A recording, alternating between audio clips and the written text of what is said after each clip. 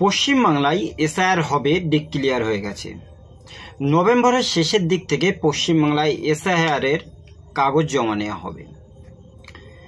কিন্তু এই যে এসআইআর হচ্ছে, এসআইআর হলে পশ্চিমবাংলার কোন ধর্মের মানুষ সব থেকে বেশি বিপদে পড়বে? আমরা জানি পশ্চিমবাংলায় অলরেডি নির্বাচনের দামামা বেজে যাওয়ার মতো, অলরেডি আর 6 মাস মতো বাকি রয়েছে। পশ্চিমবাংলার বিভিন্ন রাজনৈতিক দল তারা ভোটের ময়দানে নেমে গেছে।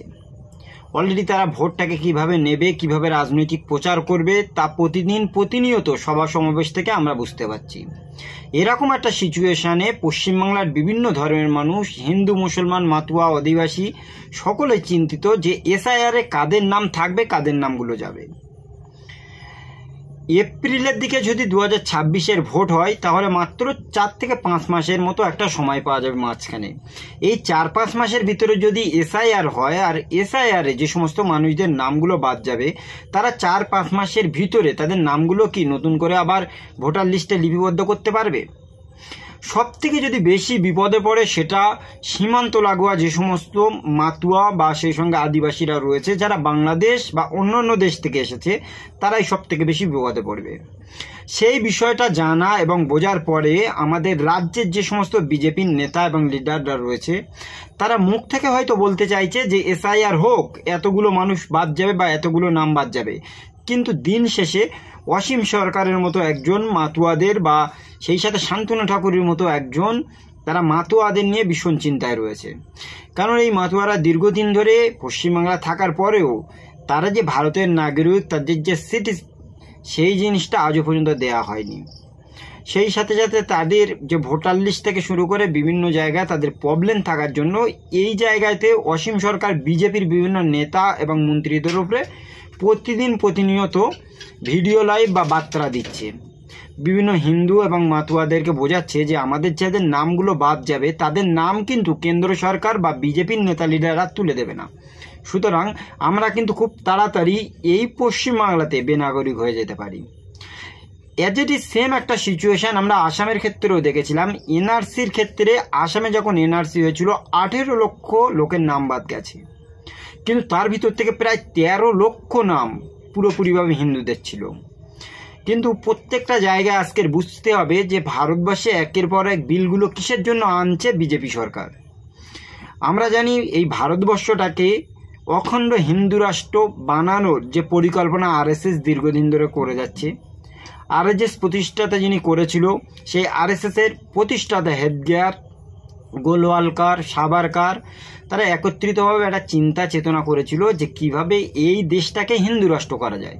সেই লক্ষ্যে নিয়ে তারা এই দেশের যে সমস্ত অন্য ধর্মের মানুষ রয়েছে তাদেরকে দ্বিতীয় ক্যাটাগরির নাগরিক করে রাখবে, তাদের থেকে ভোটার অধিকার ছিনিয়ে নেবে, তাদেরকে এই দেশের বিভিন্ন জিনিস থেকে বঞ্চিত করবে। এরকম একটা চিন্তা চেতনা দীর্ঘদিন ধরে করে আসছিল।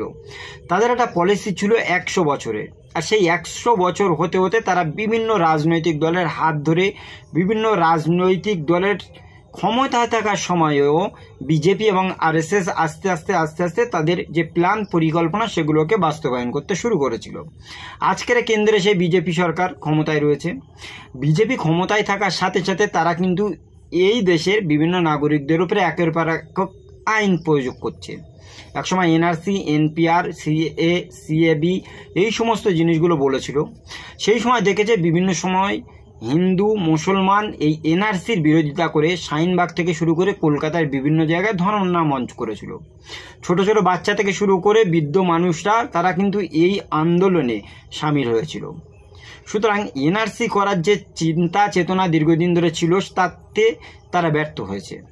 সেই সাথে সাথে তারা কিন্তু তার পরপরই কৃষক আন্দোলনের একটা বিল এনে দিয়েছিল যাতে কৃষকদেরকে দমানো যায়। কিন্তু কৃষকরা দীর্ঘদিন ধরে দিল্লির রাজপথ দখল করে সেই জায়গাতে তাদের ঝড় বৃষ্টির ভিতরেও প্রচণ্ড প্রবলেম ফেস করে তাদের সেই বিলটাকে প্রত্যাহার করতে বাধ্য হয়েছিল কেন্দ্রের বিজেপি সরকার। ফের এই ভোটের আগে যেহেতু বিজেপি আরএসএসের পরিকল্পনা 100 বছরের, সেই 100 বছর তো কমপ্লিট হয়ে গেছে, তারা নতুন করে এসআইআর করতে চাইছে।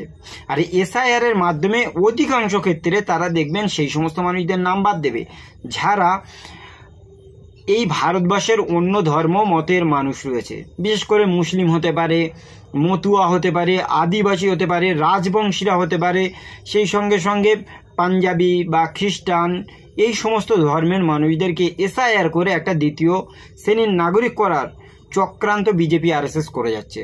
কারণ তারা জানে যে অখণ্ড হিন্দু রাষ্ট্র তৈরি করতে গেলে এই সমস্ত মানুষদেরকে যদি ভোটার অধিকার দেওয়া হয়, এই দেশের ন্যায্য পাওনা ন্যায্য সমস্ত জিনিস যদি দেওয়া যায়, তাহলে কিন্তু অখণ্ড হিন্দু রাষ্ট্রে এই সমস্ত মানুষরা বাধা প্রয়োগ করবে।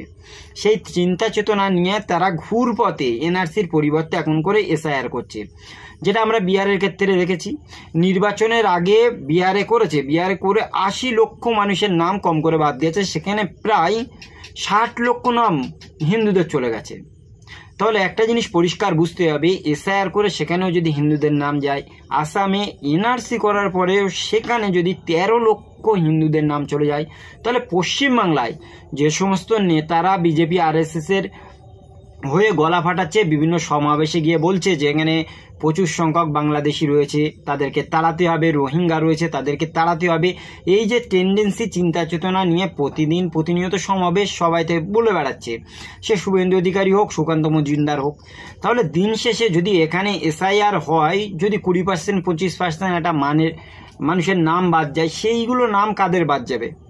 এখানে তো অধিকাংশ যে সমস্ত মতুয়ারা রয়েছে, সেই মতুয়াদের তো অনেক পর তারা বাংলাতে এসেছে, তারা বাংলাদেশ থেকে বা অন্য দেশ থেকে এখানে এসেছে, সুতরাং আদিবাসী, রাজবংশী, এদের নাম তো পাইকারি হারে প্রচুর সংখ্যক মানুষের নাম বাদ যাবে। কিন্তু সেই নামগুলোকে অ্যাড করার জন্য সিএতে অ্যাপ্লাই করতে বলছে। আর এই মতুয়াদের যিনি সংসদ রয়েছে, শান্তনু ঠাকুর বা অসীম সরকারের মতো এখন যারা মতুয়াদের নিয়ে বিভিন্ন রকম কথা বলছে, এরা তো পরিষ্কারভাবে বুঝতেই পারছে, সেই জন্য তারা কিন্তু মুখে বলতে চাইছে এসআইআর হোক, কিন্তু দিন শেষে রাতের আড়াল তারা বলছে যে এসআইআরটা না হোক। কারণ এসআইআর হলে এই জায়গায় যে সমস্ত মতুয়ারা, এই 10 বছর আগে আমরা দেখেছিলাম বিজেপি যখন ক্ষমতায় আসেনি, 2014 যখন ক্ষমতায় আসে, তখন তো এই মতুয়াদের ভোট নিয়ে বিজেপি ক্ষমতায় এসেছে। বিজেপি ক্ষমতায় আসা আজকের 10 বছর পরে সেই মতুয়াদের ওপরে আঙুল তুলে বলা হচ্ছে, তোমরা কি সত্যি নাগরিক? তোমাদের কি নাগরিকত্বের প্রমাণ আছে সেগুলোকে দাও। একসময় যাদের ভোটে জয়লাভ করে বিজেপি ক্ষমতায় এসেছে, আজকে তাদের কাছে আবার জিজ্ঞাসা করা হচ্ছে যে তুমি কি ভারতের নাগরিক, তোমার কাছে কি প্রমাণ আছে সেগুলোকে আমাদেরকে দাও। তাহলে একটা জিনিস এখান থেকে পরিষ্কার হয়ে গেল, ভুয়া ভোটার বা ভুতুরে ভোটার ইত্যাদি ইত্যাদি নানান ধরনের নাম দিতে পারে, কিন্তু দিন শেষে 2-3টে জিনিস পরিষ্কারভাবে বোঝা উচিত।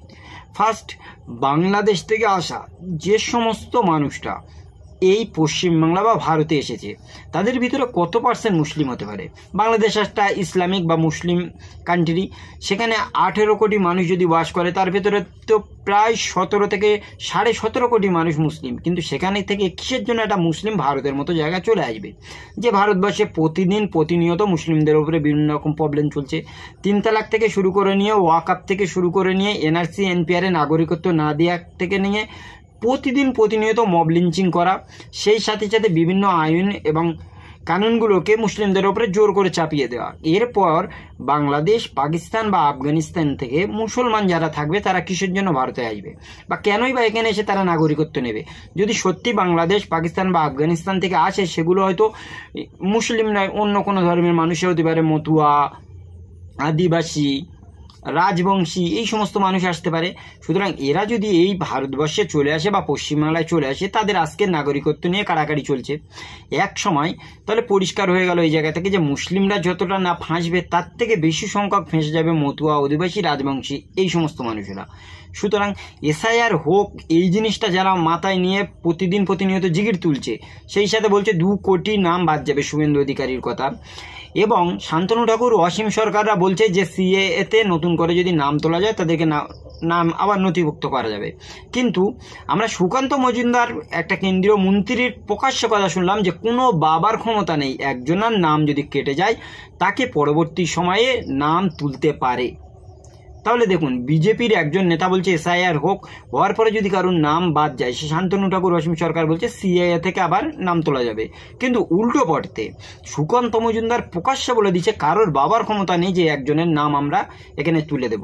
তাহলে এটা থেকে পরিষ্কার হয়ে গেল আজকের এই যে মতুয়াদের ভিতরে একটা ডিভাইডেশন তৈরি করে দিয়েছে, সে হতে পারে শান্তনু ঠাকুর থেকে শুরু করে তাদের যারা দায়িত্ব বা মাথা রয়েছে, তারা তো তিলে তিলে বিজেপি, আরএসএস এদেরকে অক্সিজেন দিয়েছে।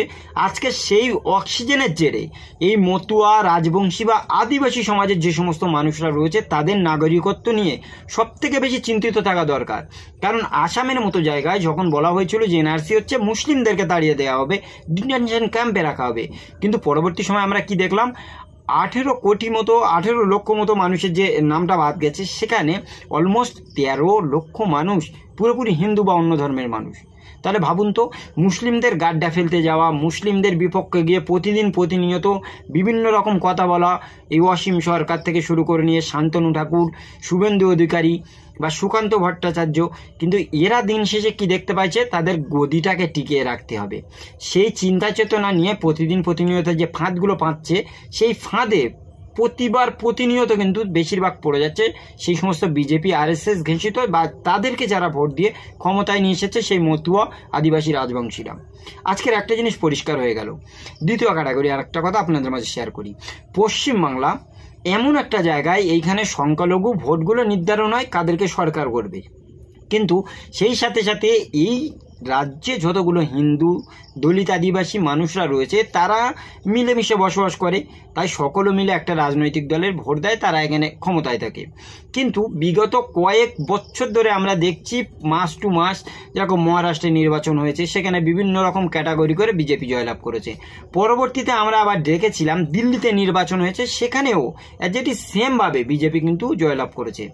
এখন বিহার নির্বাচন চলছে, বিহারে পাকাপোক্তভাবে তারাও যাতে জয়লাভ করতে পারে, যে সমস্ত মানুষ বিজেপিদের ভোট দেয় না তারা করতে পারবে বা পরোক্ষভাবে বুঝতেই পারে যে সমস্ত মুসলিমরা রয়েছে পুরোপুরি অ্যান্টি বিজেপি, সুতরাং এই সমস্ত মানুষ তো ভোট দেবে না। তারা বেছে মুসলিমদের নাম বাদ দেওয়ার চক্রান্ত করে এসআইআর করেছিল বিহারে, কিন্তু সেই বিহার থেকে প্রায় 80 লক্ষ মতো মানুষের নাম বাদ গেছে। তার ভিতরে 60 লক্ষ যে নাম রয়েছে তারা কিন্তু হিন্দু, দলিত, আদিবাসী, মতুয়া, এই সমস্ত যে মানুষ, এদের নাম এতগুলো বাদ চলে গেল। তাহলে দেখুন, প্রত্যেকটা রাজ্যে তারা একের পর এক ক্ষমতায় আসার চিন্তা চেতনায় রয়েছে। এই পশ্চিমবাংলায় আমরা দেখেছি বিগত দিনে যে ভোট হয়েছিল, সেখানে তৃণমূল কংগ্রেস ভোট পেয়েছিল 49%, 38% ভোট পেয়েছে কিন্তু বিজেপি। আর এই 38% থেকে মাত্র 11% ভোট যদি তারা কাটতে পারে, তাহলে তৃণমূল কংগ্রেস থেকে তারা জয়লাভ করে আবার এখানে সরকার করবে। সেই লক্ষ্য এবং টেন্ডেন্সি নিয়ে বিজেপি কিন্তু তাদের ফাঁদটা পেতেছে যে এসআইআর হবে, এখান থেকে যদি 2 কোটি নাম আমরা বাদ দিতে পারি, তাহলে কিন্তু পরিষ্কারভাবে বিজেপির রাস্তা পাকা হয়ে গেল আমাদের এখানে জয়লাভ করার। সেই চিন্তা এবং চেতনা নিয়ে এসআইআর করছে। আর এসআইআর করবে সেই সমস্ত মানুষদের নাম তো বাদ যাবে যারা মুসলিম, সেই সাথে সাথে ইচ্ছাকৃতভাবে হোক, প্রত্যক্ষভাবে বা পরোক্ষভাবে মতুয়া, রাজবংশী এদের নামগুলো কিন্তু কেটে যাবে। তাহলে বিজেপি যে জায়গা থেকে জয়লাভ করার চিন্তা চেতনা বা টেন্ডেন্সি নিচ্ছে, সে জায়গায় কিন্তু তাদের ফাঁদ, যে পাতা ফাঁদ, সে জায়গাতে তারা পড়বে। সেই সাথে আর একটা জিনিস আপনাদের মাঝে শেয়ার করি। বর্তমান সিচুয়েশানে এই 2026 বিধানসভা নির্বাচন আর মাত্র 5 থেকে 6 মাস বাকি। এই জায়গাতে সংখ্যালঘু যে ভোট একটা অতীতে তৃণমূল কংগ্রেসের দিকে যেত, সেই সংখ্যালঘু ভোট কিন্তু এবার অনেকটা ভাগ হয়ে যাবে, যেহেতু নতুন একটা রাজনৈতিক দল বা মুসলিম একটা রাজনৈতিক দল তৈরি হয়েছে, আইএসএফ, ইন্ডিয়ান সেকুলার ফ্রন্ট, যার প্রতিষ্ঠাতা পীরজাদা আব্বাস সিদ্দিকী এবং নওশাদ সিদ্দিকী। তারা ফুরফুরা শরীফ একটা ধর্মীয় জায়গা, যে জায়গা থেকে মাথায় টুপি, মুখে দাড়ি নিয়ে বিভিন্ন ইসলামিক ধর্মসভা, সমাবেশে গিয়ে তারা যে রাজনৈতিক দলের প্রচারটা করছে। সুতরাং এই জায়গা থেকে তারাও যখন প্রার্থী দেবে, অতীতে যে সংখ্যালঘু ভোটটা একচাটিয়াভাবে তৃণমূল কংগ্রেস পেত, সেই জায়গায় থেকে কিছুটা ভোট সংখ্যালঘু থেকে কেটে গিয়ে কিন্তু আইএসএফ পেয়ে যাবে। আর সেই চিন্তা চেতনা নিয়ে তৃণমূল কংগ্রেসও একটা নতুনভাবে ফাঁদ তৈরি করছে যে কীভাবে তাদের গদিটা টিকিয়ে রাখা যায়। সেই জন্য তারা যতটা শতাংশ মুসলিম ভোট কেটে যাচ্ছে, তত শতাংশ আবার হিন্দু ভোট টানার জন্য মুখ্যমন্ত্রী মমতা বন্দ্যোপাধ্যায় পুরোহিত ভাতা, ক্লাবগুলো, যে সমস্ত ক্লাবগুলো পুজো তৈরি করে বা পুজোয় ঠাকুর তোলে, সেই সমস্ত ক্লাবগুলোকে অনুদান দিচ্ছে ঠাকুর তোলার জন্য।